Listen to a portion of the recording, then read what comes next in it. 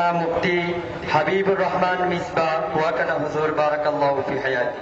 আমি হযরতকে এই মাহফিলের পক্ষ থেকে কোরআন হাদিসের আলোকে তাকরীর পেশ করার জন্য সবিনয় অনুরোধ করছি। আসসালামু আলাইকুম ওয়া রাহমাতুল্লাহি ওয়া বারাকাতুহু। ইখলাসের সাথে আমাদের নিয়ত হেদায়েতের উদ্দেশ্যে নির্ধারিত সময়ের মধ্যে কিছু কথা বলা ও শোনার মতো তৌফিক যেন আল্লাহ রাব্বুল আলামিন আমাদের সকলকে দান করেন। সকলে বলি আমিন।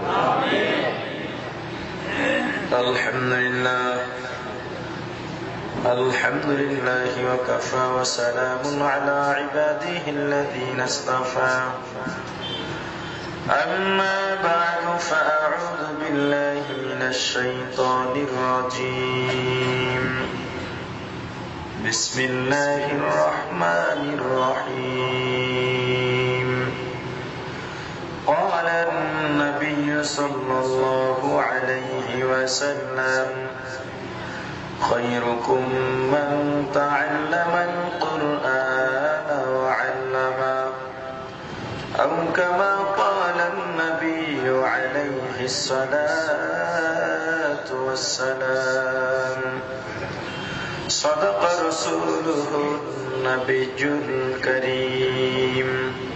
لا إله إلا الله، لا إله إلا الله، لا إله إلا الله، لا إله إلا الله، لا إله إلا الله، محمد رسول الله. حمد بحد مرکتائے پاکرو آکے ایماداد مشتقا کرو آکے در دم مد روح رو دادا از طوفان نجات نوح رو آئے گیرا کرد کخرش بادلو تا سجائے کرد قوم عاد رو آکے لطف خیشرا ادھار کرد با خلیلش نار را گل زار کرد. لا إله إلا الله، لا إله إلا الله، لا إله إلا الله، محمد رسول الله.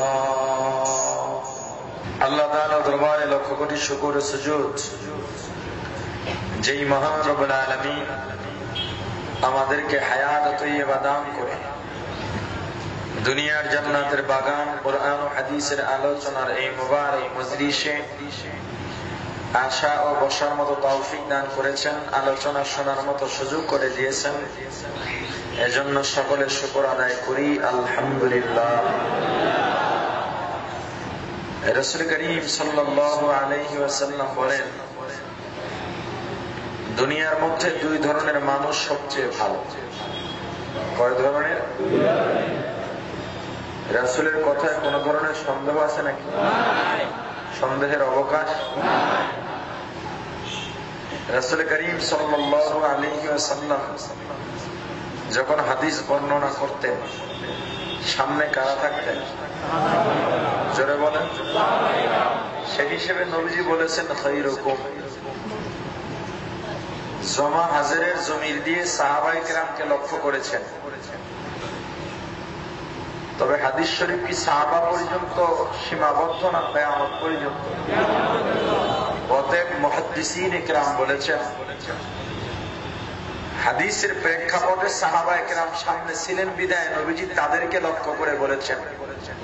মূলত হাদিসের মূল মাকসাদ সারা পৃথিবীর মধ্যে হাদিসের মধ্যে যে গুণাগুণ নবীজি বর্ণনা করেছেন, এই গুণাগুণ সারা পৃথিবীর মধ্যে যার মধ্যে থাকবে সেই ভালো। সে গুণাগুণ দুইটা গুণের কথা বলেছেন। দুই ধরনের মানুষ পৃথিবীর সবার চেয়ে ভালো। কে বলেছেন? আপনারা আমার কথা প্রতি উত্তর না দিলে আমি বেশিক্ষণ আলোচনা করতে পারবো না। কে বলেছেন? এক, যারা কোরআন শিখে এরা পৃথিবীর সবার চেয়ে ভালো। ভালো করে বুঝবেন, কোরআন শিখে না পড়ে? পড়ার কথা বলছেন না শেখার কথা বলছেন? পড়া আর শেখা আসমান জমিন ব্যবধান। কোরআন শরীফ পড়া সাধারণভাবে নামাজের বাহিরে, এটা মুস্তাহাব বা নফল।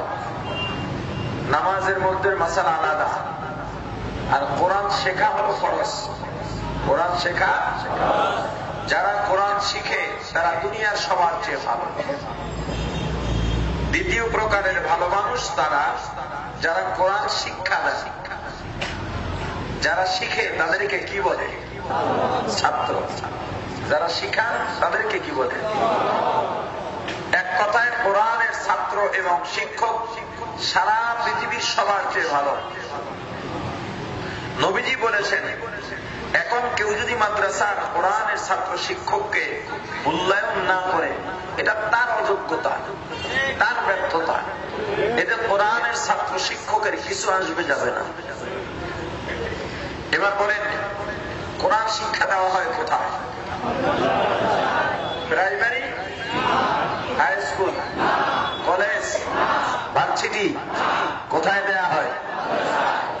মাদ্রাসায় যেহেতু কোরআনের শিক্ষা প্রদান করা হয়, কোরআনের সাথে সম্পৃক্ততার কারণে যেহেতু কোরআনের ছাত্র শিক্ষকের দাম বেশি, অতএব এই কোরআন যেখানে শিক্ষা দেয়া হয় এটা পৃথিবীর সর্বশ্রেষ্ঠ শিক্ষা প্রতিষ্ঠান। প্রশ্ন, যে নবীজি সাল্লাল্লাহু আলাইহি ওয়াসাল্লাম আর কাউকে চোখে দেখলেন না, শুধুমাত্র মাদ্রাসার ছাত্র শিক্ষককে ভালো বললেন, ব্যাপারটা কি? বিজ্ঞানের প্রতি কোরআনের বহু অবদান আছে, কিন্তু হুজুরদের কি অবদান আছে?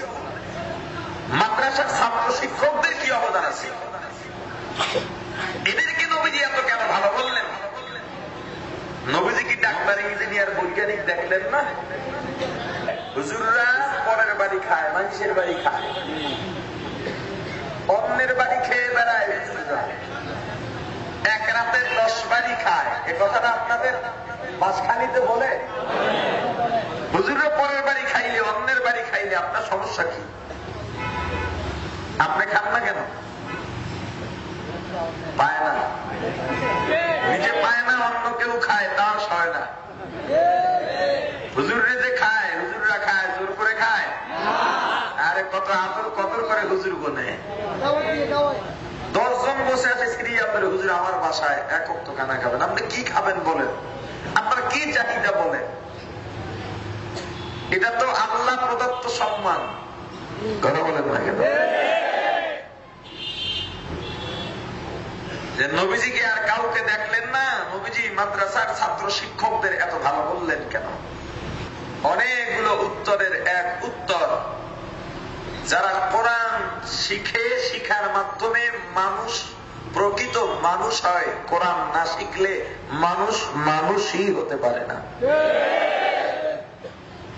আবার প্রশ্ন, তাহলে আমরা যারা মানুষ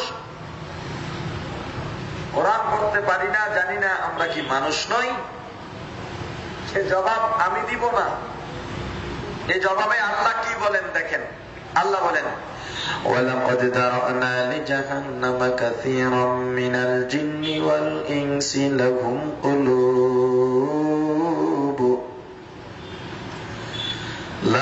قُلُوبٌ لَا يَفْقَهُونَ بِهَا وَلَهُمْ أَعْيُنٌ لَا يُبْصِرُونَ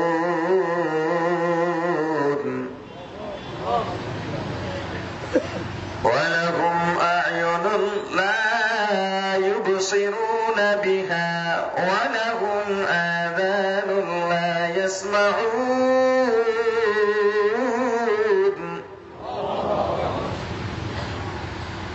ولهم آذان لا يسمعون بها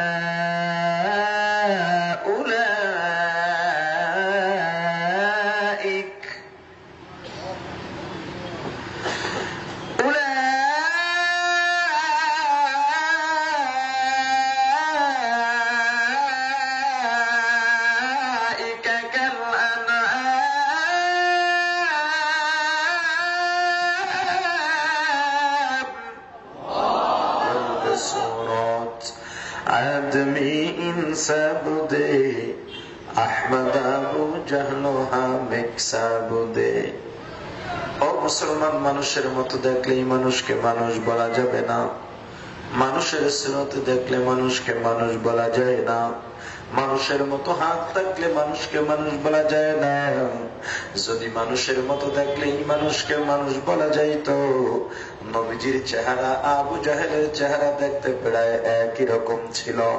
নবীজি যেই বংশের থেকে দুনিয়াতে আসছেন, আবু জাহেলও সেই বংশের থেকে দুনিয়াতে আসছে। নবীজি শরীরের মধ্যে যে বংশের রক্ত, আবু জাহেলের শরীরের মধ্যেও একই বংশের রক্ত। নবীজি আবু জাহেলের সম্পর্ক ছিল চাচা ভাতিজা। কেমন সম্পর্ক?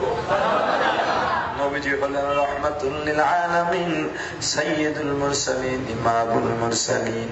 পক্ষান্তরে প্রায় সব এক হওয়ার পরেও আবু জাহেল হলো চিরস্থায়ী জাহান্নামী। ও মুসলমান ইমানদার, তাহলে মানুষের মতো দেখলেই মানুষ বলা যাবে না, তাদের পরিচয় কি? আল্লাহ রাব্বুল আলামিন তাদের পরিচয় দিয়া বলেন, ওয়ালাকাদ যারানা লিজাহান্নামা কাসীরা, আমি আল্লাহ অধিকাংশের জন্য জাহান্নাম বানাইলাম। অধিকাংশ যারা জাহান্নামে যাবে তারা কারা? মিনাল জিন্নি মিনাল ইনসি, জিনদের মধ্য থেকে বেশিরভাগ জিন যাবে জাহান্নামে। মানুষদের মধ্য থেকে বেশিরভাগ মানুষ যাবে জাহান্নামে। বেশিরভাগ মানুষ যারা জাহান্নামে যাবে তারা কারা? তাদের পরিচয় দিয়া আল্লাহ রাব্বুল আলামিন আয়াতের শেষ দিকে বলেন, উলাইকা কাল আনআম, ওরা চতুষ্পদ জানোয়ারের মতো। শুধু জানোয়ারের মতো নয়, বালহুম আদল, বরং জানোয়ারের চাইতেও খারাপ। কে বলছেন? জোরে বলেন। আমি এখন যে আয়াতে কারিমা তেলাওয়াত করেছি এটার ব্যাখ্যা করব না, শুধু প্রমাণ দেওয়ার জন্য, বুঝানোর জন্য বলেছি। আপনার সুয়ালে মুকাদ্দারের জবাব দিয়েছি। আমরা যদি মানুষ না হই তাহলে আমাদের পরিচয় কি? কিছু মানুষ আছে যারা জাহান্নামে যাবে, কিছু নয়, বেশিরভাগ মানুষ জাহান্নামে যাবে। এরা মানুষ, এদের পরিচয় এরা মানুষরূপী জানোয়ার। কে বলছেন? যারা বলেন আল্লাহ বলেছেন। মানুষ দুইটা জিনিসের সমন্বয়, এটা হলো প্রাথমিক ব্যাখ্যা। মানুষ হওয়ার অনেক ব্যাখ্যা আছে, এটা আমার আলোচ্য বিষয়ের বাইরে। দুইটা জিনিসের সমন্বয় মানুষ, মানুষের রূপান্তরিত হয়। এক চরিত্র, দুই এলেম। এক দুই, এই দুইটা না থাকলে মানুষ হওয়া যায় না। চরিত্রহীন এলেম দিয়া আলেম হওয়া যাবে, মানুষ হওয়া যাবে না। এলেমহীন চরিত্র দিয়ে চরিত্রবান হওয়া যাবে, মানুষ হওয়া যাবে না। চরিত্র আছে আপনার, এলেম নাই। এখন আপনার এত সুন্দর একটা চরিত্র, আমাদের মাঝে অনেক মানুষ আছে যারা আলেম নয়, কিন্তু এদের জ্ঞান বুদ্ধি খুব ভালো। কোথাও খাটাতে পারে না, ইমামতি করতে চাইলে পারে না, বয়ান করতে চাইলে পারে না, তালিম দিতে চাইলে পারে না। কেন? এলেম নাই। কি নাই? এলেম আছে, চরিত্র নাই। এরকম বহু আলেম আমাদের দেশে আছে। কথা বলেন না কেন? এলেম আছে কি নাই? বুঝে জবাব দেন। এলেম আছে, চরিত্র যদি থাকে। টকশোর মধ্যে অর্ধলঙ্গ পোশাক পরা অর্ধলঙ্গ মহিলার সাথে টকশো বসতে পারে না। এলেম আছে কি নাই? জোরে বলেন। আমার ছোট মুখে বড় কথা হয়ে যাচ্ছে না তো? এ মুসলমান, আলেম হয়েছে, এলেম আছে, মেয়েদেরকে বেপরদায় পড়ায়। কি নাই? কি নাই? আলেম হচ্ছে, মানুষ হইতে পারে নাই। কি কারণে? কি কারণে? মানুষ হওয়ার জন্য এলেম লাগে, চরিত্র লাগে। এই দুইটা জিনিসই আল্লাহ রাব্বুল আলামিন সত্তাগতভাবে অর্জন করার জন্য মানুষের মধ্যে সত্তাগতভাবে ক্ষমতা আল্লাহ দিয়ে দিয়েছেন। এটা মানুষই পারে, অন্য কেউ পারে না। যারা পারে, শক্তি থাকার পরেও যখন সে এটা অর্জন করে না, তাকেই জাহেল বলা হয়। কি বলা হয়? গরুকে কেউ জাহেল বলতে শুনেছেন? কুকুরকে কেউ জাহেল বলেছে? বিড়ালকে কেউ জাহেল বলেছে? কেন বলে নাই? ওর মধ্যে এলেম অর্জন করার আল্লাহ শক্তি দেন নাই। যার মধ্যে দেন নাই এজন্য সে পারে নাই, অতএব সে জাহেল নয়। জাহেল কে? যাকে আল্লাহ এলেম অর্জনের শক্তি দিয়েছেন। তারা কারা? তারা মানুষ। এই মানুষগুলো এলেম যখন না শিখে, চরিত্র যখন না থাকে, তখন তাকে বলা হয় জাহেল। আবু জাহেলের এলেম, এত এলেম ছিল, তাকে আবুল হেকাম বলা হতো। কি বলা হতো? কিন্তু সে জাহেল হলো কেন? এলেম ছিল, কি ছিল না? বলেন, চরিত্র ছিল না। এলেম আছে, চরিত্র নাই, সে মানুষ নয়। চরিত্র আছে, এলেম নাই, সে পূর্ণ মানুষ হতে পারেনি। এই এলেম দ্বারা কি উদ্দেশ্য? আলোচনা ভিন্ন দিকে লম্বা হয়ে যাচ্ছে, এতটুকু বলে দেই। এই এলেম দ্বারা উদ্দেশ্য এলমের ফরজিয়ত। এই এলেম দ্বারা উদ্দেশ্য হালাল হারাম, জায়েজ না জায়েজ, বৈধ অবৈধ, পাক না পাক, এতটুকু এলেম শিখতে হবে, জানতে হবে। এতটুকু যে না জানে সে জান্নাত পাবে না নিশ্চিত। এতটুকু না জানলে শরীয়তের বিধান মানা যায় না, এতটুকু বিধান না জানলে আমল করা যায় না, এতটুকু বিধান না জানলে পাক পবিত্র হওয়া যায় না, এতটুকু বিধান না জানলে আল্লাহর কাছে প্রিয় হওয়া যাবে না। কি বললাম?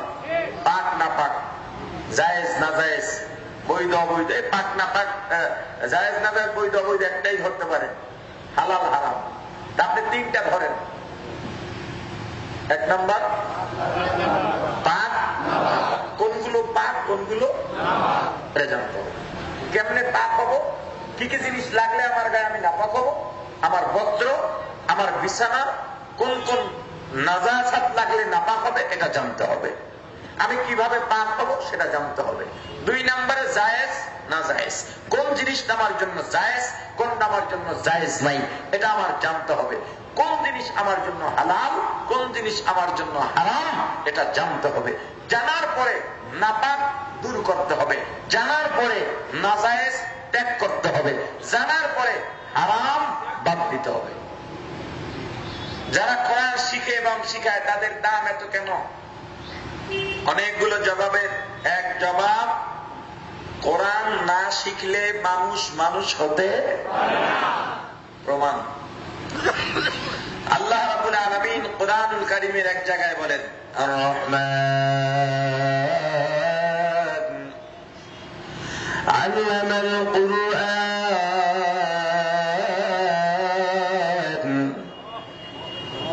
খালাকাল ইনসান।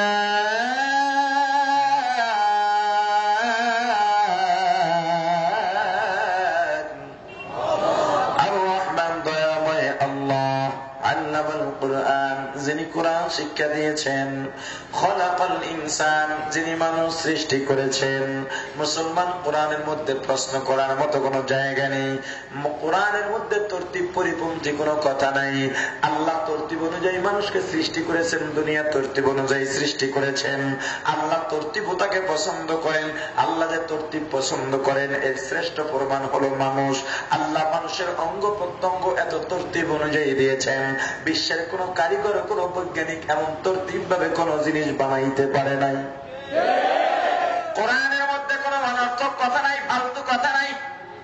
ও মুসলমান এবং আল্লাহর গোলাম, অথচ সূরাতুর রহমান এমন এক দামি সূরা, কিয়ামতের ময়দানে আল্লাহ রাব্বুল আলামিন জান্নাতীদের অন্তরে প্রশান্তি দেওয়ার জন্য সূরাতুর রহমান আল্লাহ তাআলা কুদরতি জবান দিয়ে তেলাওয়াত করে শোনাবে। এই সূরার মধ্যে আল্লাহ একটা তরতিব পরিপন্থী কথা বললেন। ব্যাপারটা কি? সেটা কি পরিপন্থী? আল্লাহ বলেছেন, আনার রহমান, আমি এমন বাবা আল্লাহ, আল্লামতুল কুরআন, যে আল্লাহ আমি কোরআন শিক্ষা দিয়েছি। খলাকতুল ইনসান, আমি আল্লাহ মানুষ সৃষ্টি করেছি। ও মুসলমান, আমরা তো দেখতে পাই দুনিয়াতে আগে মানুষের জন্ম হয়, তারপরে আমরা শিক্ষা অর্জন করি, ঠিক কিনা? আল্লাহ আগে বললেন কোরআনের শিক্ষা দিয়েছি, তারপরে বললেন মানুষ সৃষ্টি করেছি। বলা তো দরকার ছিল আগে মানুষ সৃষ্টি করেছি, তারপরে বলা দরকার ছিল কোরআনের শিক্ষা দিয়েছি, বলা দরকার ছিল খলাকাল ইনসান, তারপরে বলা দরকার ছিল আল্লামাল কোরআন। কিন্তু আল্লাহ পরেরটা আগে বললেন, আগেরটা পরে বললেন। ব্যাপারটা কি? কোরআনের মধ্যে কি ছন্দপতন ঘটল নি? না না, মুফাসসিরিন ইকরাম বলেন আল্লাহ যেটা বলেছেন সেটাই ঠিক আছে। সেটা যদি বুঝতে চাও জানতে হবে দুনিয়াতে মানুষ হলো দুই প্রকার। এক প্রকারের মানুষ জন্মগত বা বংশগত মানুষ, আর এক প্রকারের মানুষ গুণগত মানুষ। জন্মগত বা বংশগত মানুষের দাম আল্লাহর দরবারে নাই। জন্মগত বংশগত মানুষগুলো যখন কোরআনের শিক্ষায় শিক্ষিত হয়, তখন এই মানুষগুলো কোরআন শিক্ষার গুণে গুণান্বিত হলে আল্লাহর দরবারে প্রকৃত মানুষ হিসেবে বিবেচিত হয়। এজন্য আল্লাহ বলেছেন জন্মগত বংশগত মানুষগুলোকে কোরআনের শিক্ষা দিয়া আমি আল্লাহ মানুষ বানাইলাম মুসলমান ইমানদার। এজন্য কোরআন যারা শিখে আর শিখায় তাদের দাম দুনিয়ার সমস্ত মানুষের চাইতে বেশি। কারণ শিক্ষার মাধ্যমে, কোরআন শিক্ষার মাধ্যমে মানুষ প্রকৃত মানুষ হিসাবে গড়ে ওঠে। আর দুনিয়াতে মানুষেরই দাম। আপনার সন্তান লেখাপড়া করতেছে, 20, 22, 25 বছর বয়স হয়ে গেছে, আপনার সাথে কোনো এক বেয়াদবি করলো, আপনি বলে ফেললেন এত বড় হলি, মেট্রিক আইএ বিএ পাশ করলি, কিন্তু এখনো মানুষ হইতে পারলি না। বলে কি? তার মানে মানুষ একটা আলাদা জিনিস। এলাকার মধ্যে একজন ধনী ব্যক্তি অন্যায় করল, মানুষজন সামনে সাহস না পেলেও পিছনে বলে ধনী হইছে কিন্তু এখনো মানুষ হইতে পারে নাই। ও মুসলমান ইমানদার, কোরআন শিক্ষার মাধ্যমে মানুষ মানুষ হয়। এই বৈজ্ঞানিক তোর বিজ্ঞান শিক্ষার মধ্যে যদি কোরআনের শিক্ষা না থাকে, বৈজ্ঞানিক হইতে পারবা, মানুষ হইতে পারবা না। ডাক্তার, তোমার ডাক্তারি শিক্ষার মধ্যে যদি কোরআনের শিক্ষা না থাকে, তুমি ডাক্তার হতে পারবে, মানুষ হতে পারবে না। ইঞ্জিনিয়ার, তোমার ইঞ্জিনিয়ারিং শিক্ষার মধ্যে যদি কোরআনের শিক্ষা না থাকে, ইঞ্জিনিয়ার হতে পারবে, মানুষ হতে পারবে না।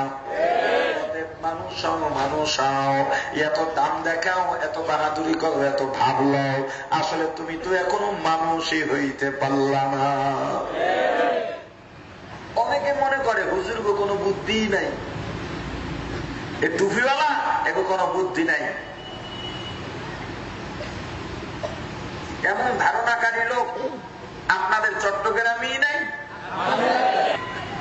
কোরআনওয়ালার বুদ্ধি, টুপিওয়ালার বুদ্ধি, জ্ঞান, জ্ঞানের জ্ঞান, বুদ্ধিমানের বুদ্ধি যেখানে শেষ হয়, কোরআনওয়ালার বুদ্ধি, জ্ঞান আর বিজ্ঞান সেখান থেকে শুরু হয়। কোরআনওয়ালার সাথে কোনো তুলনা চলে না। এত বাহাদুরি করো, খুব বাহাদুরি তোমার মধ্যে। আমার 5টা সন্তান ইঞ্জিনিয়ার, ডাক্তার, বৈজ্ঞানিক, কিন্তু একটা সন্তান তোমার এমন নাই, তুমি মারা যাওয়ার পরে তোমার জানাজা পড়াবে এমন একটা সন্তান তুমি গঠন করতে পারো নাই, করতে পারো নাই। তুমি একটা ব্যর্থ মা বাবা, মা বাবা নামের কলঙ্ক। তোমার জীবনে তুমি কিছু হাসিল করতে পারো নাই। যেই মা বাবা সন্তানকে ডাক্তার, বৈজ্ঞানিক বানাতে পারেনি, কিন্তু মাদ্রাসায় পড়িয়ে এমন বানিয়েছে মা বাবা মারা যাওয়ার পরে সন্তান জানাজা পড়াবে, ওই মা বাবাই হলো ধন্য মা বাবা। ওই মা বাবার কপাল কত ভালো, যেই মা বাবার সন্তান হয় কোরআনের আলেম। ওই মা বাবার কপাল কত ভালো, যেই মা বাবার সন্তান হয় কোরআনের হাফেজ। ওই মা বাবার কপাল কত ভালো, যেই মা বাবার সন্তান হয় মসজিদের ইমাম। ওই মা বাবার কপাল কত ভালো, যেই মা বাবার সন্তান হয় মাদ্রাসার শিক্ষক। ওই মা বাবার কপাল কত ভালো, যেই মা বাবার সন্তানের কাছে হাজার হাজার মানুষ দোয়া নেওয়ার জন্য যায়। অপরকালের মা, তোমার সন্তান কেন আলেম হলো না? আব্দুল কাদের জিলানীর মাও তো তোমার মতো একজন মহিলা, বাইজিদ বুস্তামির মাও তো তোমার মতো একজন মহিলা, শাহজালাল, শাহপরান, শাহ মাকদুমের মাও তো তোমার মতো একজন মহিলা, উজানির কারি ইব্রাহিমের মাও তো তোমার মতো একজন মহিলা, চরমনাই সৈয়দ ফজলুল করিমের মাও তো তোমার মতো একজন মহিলা,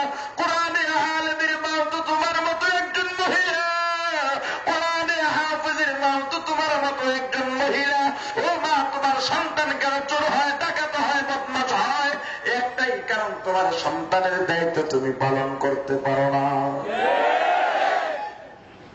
ও পর্দালের মা, তোমার সন্তান যখন তুমি গর্ভে ধারণ করবা, সন্তানকে নিয়ে টিভির সামনে বসবা না, সন্তানকে নিয়ে খবরদার বেপরদা পরপুরুষের সামনে যাইবা না, সন্তানকে গর্বে নিয়ে গীবতের আসর মিলাইবা না, বরং সন্তানকে গর্বে নিয়ে কোরআনের তেলাওয়াত করো, কোরআনের তেলাওয়াত করো। তোমার তেলাওয়াতের নূর তোমার সন্তানের উপরে গর্বে থাকাকালীন পড়বে। ও মুসলমান ইমানদার আল্লাহর গোলাম, বড় পীর আব্দুল কাদের জিলানী রাহমাতুল্লাহ আলাইহির জীবনের মধ্যে পাওয়া যায়, বড় পীর যখন কথা বলা শুরু করলেন তখন 18 পারা কোরআনও পড়া শুরু করলেন। 18 পারা কোরআনের হাফেজ ছিলেন। যখনই কথা বলা শুরু করলেন 1-1.5 বছর বয়সে, তখন তিনি কোরআনের 18 পারা মুখস্থ করতে পারতেন। বড় পীরের মাকে প্রশ্ন করা হয়, আপনার সন্তান 18 পারার হাফেজ কেন হলো? মা জবাব দিয়া বলেন, আমি তো জানতাম না আমার সন্তান কোরআন মুখস্থ করে ফেলবে। সন্তানকে কোলের মধ্যে লইয়া আমি যখন দুধ পান করাইতাম, কোরআনের তেলাওয়াত করতাম, গর্বে নিয়ে তেলাওয়াত করতাম, কিন্তু যখনই তেলাওয়াত করতাম ঘটনাক্রমে আমি 18 পারা তেলাওয়াত করতাম, বাকিটা পরে পড়ে নিতাম। আমি যদি জানতাম আমার সন্তানকে দুধ পান করানো অবস্থায় তেলাওয়াত করলে হাফেজ হয়ে যাবে, আমি মা তো তাকে 30 পারা কোরআন তেলাওয়াত না শোনাইয়া উঠতাম না। যেই মা বাবার সন্তান, যেই মা বাবা ভালো হয়, ওই মা বাবার সন্তানও ভালো হয়। শিক্ষক যদি ভালো হয়, ছাত্র ভালো হয়, পীর যদি ভালো হয়, মুরিদও ভালো হয়। যেই মা বাবা আমার কথার সাথে মিলাবেন, যেই মা বাবা নামাজ আদায় করেন, দেখবেন মা নামাজের মধ্যে দাঁড়িয়ে গেছেন, ছোট্ট বাচ্চাগুলো মায়ের ডানে বামে দাঁড়িয়ে যায়। মা তাকবীরে তাহরিমা বলে যখন বুকের মধ্যে হাত বাঁধেন, বাচ্চাটাও হাত বাঁধেন, কিছু বলে না, তবে হাত বাঁধে যেমনে পারে হাত বেঁধে নেয়। মা তাকবীরে তাহরিমায় হাত বেঁধে সেজদার দিকে নজর করে তাকিয়ে থাকেন, আর সন্তানটা থাকে মায়ের মুখের দিকে তাকিয়ে। মা সূরা ফাতিহা পড়েন, সন্তান তাকিয়ে দেখে মায়ের ঠোঁট নড়ে, সন্তান ঠোঁট নাড়ায়। আল্লাহ বলেন, ফেরেশতা মাসুম বাচ্চা কেন দাঁড়াইলো? বলে, আল্লাহ ওর মা নামাজের মধ্যে দাঁড়ায় গেছে, এই জন্য ওর মায়ের পাশে ও নামাজের অভিনয় করতেছে। ওর মা যখন তাকবীর দিছে কি বলছে? বলে আল্লাহু আকবার। ছেলেটা কি বলছে? কিচ্ছু বলে নাই। ওর মা কি করে? সিজদার দিকে তাকিয়ে সূরা ফাতিহা পড়ে। বাচ্চাটা কি করে? বলে ওর মায়ের মুখের দিকে তাকায় ঠোঁট নাড়ায়, কিছু বলেনি, বলে না, কিছু বলে না। আল্লাহ বলেন, ফেরেশতা লিখে দাও, লিখে দাও, এই বাচ্চাটাও তাকবীরে তাহরিমায় আল্লাহু আকবার বলে সিজদার দিকে তাকাইয়া সূরা ফাতিহা তেলাওয়াত করতেছি। যখন সিজদা দেয় নাক কপাল মাটিতে লাগাইয়া সিজদা দিতে হয়। মা সিজদার মধ্যে চলে গেলেন, মাটির মধ্যে নাক কপাল লাগাইয়া সেজদা দিলেন, কিন্তু সন্তান নাক কপাল মাটিতে লাগাইয়া সেজদা দেয় না, সন্তান গালটা মাটির সাথে লাগাইয়া মায়ের দিকে তাকায়া থাকে। আল্লাহ বলেন, ফেরেশতা বাচ্চাটা কি করে? আল্লাহ কি দেখেন না? আল্লাহ দেখেন। এরপরও কেন জিজ্ঞাসা করতেছেন? সাক্ষী বানান। কি করেন? ফেরেশতা বাচ্চা কি করে? কয় আল্লাহ এ তো সব উল্টা পাল্টা করে। নামাজের মধ্যে সেজদায় গিয়া নাক কপাল মাটির মধ্যে লাগাইতে হয়, সন্তানটা গাল মাটির মধ্যে লাগাইছে, আবার উল্টা দৌড় দেয়। মা সেজদায় গেলে বাচ্চাটা মায়ের পিঠের উপরে উঠে সামনে গিয়ে বসে, আবার মায়ের সাথে দাঁড়ায়। আল্লাহ বলেন, ফেরেশতা লিখে দাও, লিখে দাও, বাচ্চাটাও নাক কপাল মাটির মধ্যে লাগাইয়া সেজদায় দাইয়া বলতেছে সুবহানা রাব্বিয়াল আ'লা। ফেরেশতা বলে, আল্লাহ ওর তো আমল নামা জারি হয় নাই, কোথায় লিখবো? আল্লাহ বলেন ফেরেশতা ওর আমল নামা জারি না হলো ওর মা বাবার আমল নামা তো জারি আছে, যত সওয়াব হয় ওর মা বাবার আমল নামায় উঠায় দে। আর যার মা বাবা নামাজ পড়ে না, যেই মা বাবা নামাজ পড়ে না, যেই মা বাবা গান শুনে সিনেমা দেখে, ঘরের মধ্যে টিভি আছে, সন্তানের বয়স 5-6 বছর, ছেলেটার বয়স 5-6-7 বছর, রাত্র 10টা বেজে গেছে, রুমের মধ্যে বসে খেলাধুলা করতেছে। মা বলে বাবা আয়, রাত অনেক হয়ে গেছে, খাবার খাবি তারপরে ঘুমাবি। সন্তান আসে না। বাবা বলে ছেলে আয় আয়, রাত্র 10টার বেশি বেজে গেছে, এখন আর খেলাধুলার সময় নাই। এ বাবা আয়, খানা খাবি তারপরে ঘুমাবি। ছেলেটা কারো কথাই শুনে না, খেলাধুলায় মগ্ন আছে। ছেলের বাবা ছেলের মাকে পরামর্শ দেয়, যাও বিবি যাও, রুমের লাইটটা বন্ধ করে দাও, রুমের বাতিটা বন্ধ করে দাও, নিভায়া দাও, অন্ধকার হয়ে গেলে সন্তান ভয়ে চলে আসবে। মা বলে কথা খারাপ বলো নাই। গিয়া রুমের বাতিটা যখন বন্ধ করে দেয়, ওই সন্তান তখন গান ধরে, দিও না গো বাসর ঘরের বাতি নিবাইয়া। কে বলে? কে বলে? কাকে বলে? কে বলে? কাকে বলে? কি বলে? বাসর ঘরের বাতি নিবাইও না। এটা তো স্ত্রী স্বামীকে বলে। তোর মতো অপদার্থ মা সন্তান থেকে চাইতে ভালো আর কি পাবি? এই শিক্ষা তো তুমি মা বাবা এই সন্তানকে দিলা। যেই সন্তান 5-6 বছর বয়সে বাতি নিবানোর পর মাকে বলে মা গো বাসর ঘরের বাতি নিবাইও না, ওই সন্তান প্রাপ্তবয়স্ক হওয়ার পর মাকে ডাক দিয়া বলবে মা আমি হুমায়ুন আজাদের বংশধর হয়ে গেলাম, তোমার চেহারা সুরত তো খারাপ নয়, আমার বিবাহ লাগবে না, তোমাকে আমার যথেষ্ট। কেমন সন্তান তুমি বানাইছ? তোমার মতো অপদার্থ আর কে হতে পারে? সন্তানের প্রতি খেয়াল নাই, সন্তান কোথায় যায়? যুবক যুবতী আজ নষ্ট হয়ে যাচ্ছে, যুবক যুবতীর চরিত্র আজ বিলীনের পথে। মায়ের ভূমিকা নেই, বাবার ভূমিকা নেই। এজন্য আমি বলে থাকি এই জমানায় যুবক যুবতী নষ্ট হয়নি, নষ্ট হয়েছে বুড়াদি, নষ্ট হয়েছে মা বাবা। আপনি লক্ষ্য করেন আগের জমানায়, আর কিসের আগের জমানায়, মানে আমাদের ছোট জমানায়, মেয়েটা যদি মায়ের চোখের আড়াল হয়ে যেত মাত্র 5 মিনিটের জন্য, মা পাগল হয়ে যেতেন। মেয়েটা কোথায় গেল, কোথায় গেল? যদি গিয়ে দেখে ঘরের বাইরে বসে আছে, ঘরের মধ্যে এনে বলে, 2টা থাপ্পড় লাগায় বলে বাইরে গেছো কেন? তোকে মানুষ দেখলে কি বলবে? এভাবে যদি বাইরে বসে থাকো তোকে বিবাহ দেব কিভাবে? কথা বলেন। আর এখন মেয়েটা কোথায় গিয়েছে, সকালে বের হয়েছে, সন্ধ্যা পর্যন্ত খবর নাই। মাকে গিয়ে বলেন আপনার মেয়ে কই? মা কয় নো টেনশন, ইংরেজি কয়, রাস্তাঘাট ভালো আছে চলে আসবে। তোমার সন্তান লেখাপড়ার নামে কোথায় যায় তুমি খবর রাখো না। তোমার সন্তান ইয়াবা মদ গাঞ্জার আসরে গিয়ে নিজের জীবন তাকে বিলীন করে দিচ্ছে। সন্তানের চাহিদা পূরণ করছো, অভিনয় করে সন্তান ছেলে মেয়ে তোমার কাছে টাকা চায়, তুমি জানতেও চাও না টাকা পয়সা দিয়ে কি করবে। সন্তান চেয়েছে, কলিজায় টান মেরেছে, টাকা আছে দিয়ে দিয়েছ। তুমি জানো না তোমার মেয়েটা ঐশীর মতো আদর্শ লালন করতেছে, তোমার ছেলেটা বদরুলের ভূমিকা অবতীর্ণ হচ্ছে, তোমার জানা নেই। তোমার সন্তান, তোমার যুবতী, তোমার যুবক এই সমাজে কি করে বেড়াচ্ছে, এই নজর তোমাকে দিতে হবে। মেয়েটাকে বলে দাও আমার বাসার থেকে শিক্ষা প্রতিষ্ঠান পর্যন্ত যাইতে তোমার সময় লাগে 5 মিনিট। তোমার শিক্ষা প্রতিষ্ঠানে ক্লাস শুরু হয়, উপস্থিতির সময় তোমার সকাল 9টা বা 10টা, তুমি 10টার 5 মিনিট আগে রওনা দিবে। 1টা বা 2টায় যদি ছুটি হয়, 2টার 5 মিনিট, 2টা 5-এ তুমি বাসায় চলে আসবে।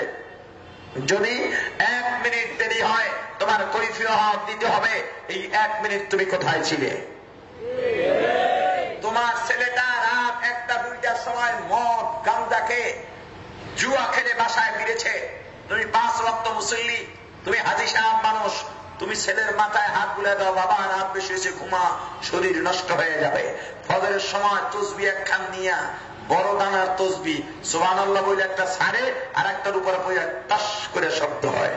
বিশাল মোটা বড় লম্বা জায়নামাজ বগলের মধ্যে নিচে, সৌদি আরব থেকে আছে, মাথার মধ্যে কালা বীর্য পেঁচাইছে, এরপরে নামাজে রওনা দিছে। ছেলেকে উঠায় না, কারণ স্বাস্থ্য নষ্ট হয়ে যাবে। আমার ছেলের বয়স হয় নাই, দামরা ছেলে, ওর বলে বয়স হয় নাই, ও বলে ছোট। তোমার সন্তান কিয়ামতের ময়দানে যদি জাহান্নামের ফয়সালা হয়, তোমার সন্তান বলবে, আল্লাহ, যেই বাবা আমাকে নামাজের জন্য ডাকেনি, ওই বাবার কলিজায় পা রেখে তারপরেই আমি জাহান্নামে যাব। আমরা ছোট সময় রাস্তায় মার্বেল খেলতাম, বুঝেন তো? এটা চারা খেলতাম, চারা বুঝেন তো? মানে ওই যে মাটির হাড়ি ভেঙে চারা বানিয়ে পরে খেলতাম। মেজের খোসা যে প্যাকেট ছিল, এগুলোকে টাকা মনে করতাম, মানে আমাদের খেলনার টাকা। যদি আমরা দেখতাম কোন একজন মুরব্বী আসতেছেন, কোন বাড়ি কোথায় তাও জানি না, জানার দরকার নাই, যদি দেখতাম মুরব্বী, অমনে দৌড়ে পালাতাম। কথা বলেন? আবার যদি খেয়াল না করতাম, না খেয়াল করতে পারি না উনি আসতেছেন, এমন সময় উনি যদি নিজে আসতেন, উনি চিনতেন না আমি কার সন্তান, উনি ধরে ফেলতেন। দুষ্টমি কেন করো, চলো বাড়িতে চলো। কাকু আমাকে বাড়ি নিয়েন না, আপনি থাপ্পড় দুইটা দিলে দিয়ে দেন, কারণ বাড়ি গেলে মায়ের আরো বেশি খেতে হবে। আর এই জমানায় আপনি কাউকে শাসন করে দেখেছেন? একটা ছেলেকে শাসন করবেন, ওর বাবা এসে বলবে, আমার সন্তানকে তুমি শাসন করাবে কে? এটা না শুধু স্কুল, শিক্ষা প্রতিষ্ঠান, মাদ্রাসায় যদি শিক্ষার জন্য কোন ছাত্রকে শাসন করা হয়, মা বাবা দৌড়ে আসেন, আপনি কেন আমার সন্তানকে শাসন করলেন? আপনার সন্তানকে নষ্ট করছেন আপনি, আপনি মা বাবা আপনার সন্তানকে নষ্ট করছেন। এখন যুবকরা সিগারেট টেনে মুরব্বীর সামনে ধোয়া ছাড়ে, মুরব্বী কয়ে গোলাপান ব্যাধ হয়ে গেছে, মুরব্বী এখন টেনায়া গেছে গা, মুরব্বীর মধ্যে আর অভিভাবকত্বের সে চেতনা নেই। তোমার দরকার ছিল যুবকের খামটা ধরে এত বড় বেয়াদবি কোথায় পেয়েছ? দেখি তোর মা বাবাকে, এত বড় হতভাগা মা বাবাকে তোর মতো কুলাঙ্গার সন্তান জন্ম দিয়েছে। মুরব্বীদের সামনে কিভাবে চলতে হয়, কিভাবে বলতে হয়, কিভাবে নিজেকে দাঁড় করাতে হয়, সেটা শিখো নাই। তোমার মতো বেয়াদব সন্তানকে আমার দেখার আছে। যদি মুরব্বীর এমন প্রতিবাদী হয়ে উঠতেন, এলাকার যুবকগুলো সোজা হতে, চরিত্রবান হতে বাধ্য হয়ে যেত। হে যুবক, হে যুবক, তোমার চরিত্র গঠন করো। নেশা দ্রব্যের সাথে তোমার কোনো সম্পর্ক থাকবে না। তুমি প্রতিবাদী হয়ে উঠো। বিশ্বের ইসলাম বিদ্বেষীরা বাংলাদেশের মুসলমানদের রক্ত দিয়ে গোসল করার অপেক্ষায় আছে, কারণ তারা জানে বাংলাদেশের মুসলমান আল্লাহ ভীরু, ধর্মপ্রিয় মুসলমান।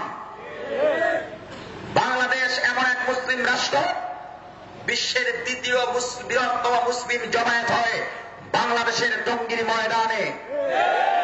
বিশ্বের তৃতীয় বৃহত্তম মুসলিম জমায়েত হয় বাংলাদেশের চরমনাই ময়দানে। বাংলাদেশে হাজার হাজার মাহফিল হয়, লক্ষ কোটি ইসলাম প্রিয় তৌহিদি জনতা ওলামা মাশায়েখের জবান থেকে কোরআন সুন্নাহর আলোচনা শুনে নিজের ইসলাম হয়। এই বাংলাদেশ মসজিদ মাদ্রাসার দেশ। বাংলাদেশের এমন কোন জায়গা নেই যেখানে আযানের 5 ওয়াক্ত আযানের আওয়াজ পৌঁছে না। বাংলাদেশের মুসলমান এত জিকির করে, বিশ্বের কোন মুসলমান এত জিকির করে না। বাংলাদেশের মুসলমান এত তাহাজ্জুদ পড়ে, আল্লাহর দরবারে এত কাঁদে, বিশ্বের কোন মুসলমান এত তাহাজ্জুদ পড়ে না, নফল পড়ে না, তেলাওয়াত করে না, এত কান্দে না। বাংলাদেশের মুসলমানদের যুবকদের চরিত্র নষ্ট করতে পারলে বাংলাদেশের এই অবস্থান আর থাকবে না। সেই চিন্তা থেকে ইহুদি খ্রিস্টানরা বাংলার জমিনে সীমান্ত এলাকা থেকে ইয়াবা নামক মরণ বেদি বাংলাদেশের রন্ধ্রে রন্ধ্রে পৌঁছে দিচ্ছে।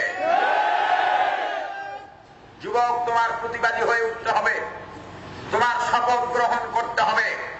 এই বাঁশখালী এলাকায় কোন ধরনের নেশা দ্রব্য থাকবে না। আমি বিশ্বাস করি এই এলাকায় 10টা যুবক যথেষ্ট। 10টা যুবক যদি শপথ নেয় যে এই বাঁশখালী এলাকা হবে মাদক মুক্ত এলাকা, এই গোপন কোন মাদক আস্তানা থাকবে না। যখনই খবর পাবো মাদক আস্তানা গুড়িয়ে দিব। যদি দেখা যায় কোন প্রশাসনের সদস্য, কোন প্রভাবশালী ব্যক্তি, কোন রাজনৈতিক ব্যক্তিত্ব গোপনে আঘাত করে ঘুষ লেনদেনের মাধ্যমে কোন মাদক সেবী বা মাদক ব্যবসায়ীকে আশ্রয় প্রশ্রয় দেয়, তাকে ছেড়েও কথা বলা হবে না। এই বাঁশখালী এলাকায় আমরা 10 জন যুবক এমন ভাবে প্রতিরোধ করে তুলব, এমন শপথ করব, এমন ভাবে আমাদের বুক চিতিয়ে আমার এলাকাকে সংরক্ষণ করব। এই বাঁশখালী এলাকার মধ্যে গায়ে হলুদের নামে কোনো মেয়েদের ঢলাঢলি সহ্য করা হবে না। এলাকার মধ্যে বিবাহ অনুষ্ঠানের নামে সারা রাত ডেকসেট বাজিয়ে এই এলাকার নারী পুরুষ বৃদ্ধ শিশুর ঘুম নষ্ট করা যাবে না। এই এলাকায় দিবস পালন উপলক্ষে নারী পুরুষের অবাধ মেলামেশা হতে দেওয়া যাবে না। এই এলাকার মধ্যে আযানের সময় কোন দোকান খোলা চলবে না। এই এলাকার মধ্যে কোন হোটেল রেস্তোরাঁয় কোন টিভির আওয়াজ দেখতে চাই না, শুনতে চাই না। 10টা যুবক যদি প্রস্তুত হয়ে যায়, এই বাঁশখালী এলাকা হবে বাংলাদেশের 1 নাম্বার ইসলামের মডেল এলাকা। দায়িত্ব পালন করেন। রমজান মাসে বাংলাদেশে অনেকগুলো ইসলামিক রাজনৈতিক দল আছে। প্রত্যেক দলের মূল দলের পক্ষ থেকে, যুব সংগঠনের পক্ষ থেকে, ছাত্র সংগঠনের পক্ষ থেকে রমজানের আগে পোস্টার সাটানো হয়, মিছিল করে থাকেন। রমজানের পবিত্রতা রক্ষা করুন, দিনের বেলায় হোটেল রেস্তোরাঁ বন্ধ রাখুন। বন্ধ থাকে জোরে বলেন। এত পোস্টার ছাপানো হয়, কোটি টাকা মারা হয় শুধু এই পোস্টারে, সব দল মিলে। আমি বলি কোন পোস্টারের প্রয়োজন নাই, মিছিলের প্রয়োজন নাই।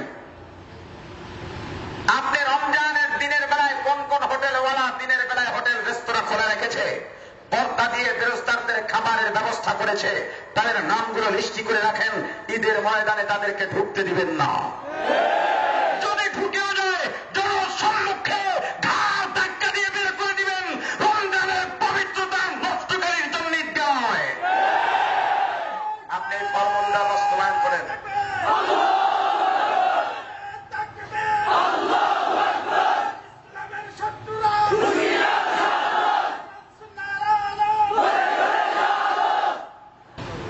আপনি শুধু এই ফর্মুলাটা বাস্তবায়ন করে দেখেন, দ্বিতীয় বছর আর মিছিল লাগবে না, পোস্টার লাগবে না, কাউকে ওয়াজও করা লাগবে না। দেখবেন হোটেলওয়ালারা হোটেলের বারান্দায়, হোটেলের সামনে শাটারের সাথে লিখে দিয়েছে, সাইনবোর্ড টানিয়ে দিয়েছে, দিনের বেলায় এখানে কোনো খাবারের ব্যবস্থা নাই। হাজী সাহেব নামাজে যায়, নামাজের সময় হয়ে গেছে, দোকানের মধ্যে টিভি চলতেছে, খেলা খেলা খেলা চলতেছে। ওখানে হাজি গাজী হুজুর খাজুর ছোট বড় সবাই দোকানের সামনে রাস্তা ব্লক করে খেলা দেখতেছে। ওদিকে নামাজ দাঁড়িয়ে গেছে। আপনি হাজি সাহেব মানুষ, পাশ দিয়ে যাইতেছে, আর তাকাইয়া ইমানের মেহনত ঠিকভাবে হয় নাই, এজন্য এরা শেষ হয়ে যাইতেছে। আপনি চলে গেলেন। প্রত্যেকটা মুসলমান শুধু মুসলমান দাবি করলে হবে না। মুসলমান দাবি মুখে করা যায়, কাজের দ্বারা যদি না পাওয়া যায় পরকালে জান্নাত পাওয়া যাবে না। এজন্য প্রত্যেকটা মানুষের শপথ করতে হবে, এই এলাকার মধ্যে আমরা সম্মিলিতভাবে দ্বীনি শিক্ষার পরিবেশ গড়ে তুলব। এই এলাকায় কোন দল নিয়ে কোনো হানাহানি থাকবে না, কোন ক্ষমতার আধিপত্য চলবে না। আমরা যে যেই দলের হই না কেন কোন মতাদর্শ পালন করতে বলি নাই, অমুক দলের মতাদর্শ আপনি পালন করবেন না, না, যার যার মতো আপনি চলেন। কিন্তু সমস্ত দলের মানুষগুলো ভ্রাতৃত্ব বজায় রেখে চলার নিয়ত করা যায় কিনা? একে নিয়ত করতে পারেন, হাত উঠা। সব দলের মানুষ যে হাত উঠাইতে পারবেন না, বুঝবেন আপনার মতো কপাল করা নাই। হাতটা টান টান করেন, সবাইকে নিয়ে মিলে চলবেন। সব দলের মানুষ বলেছেন হাত নামান।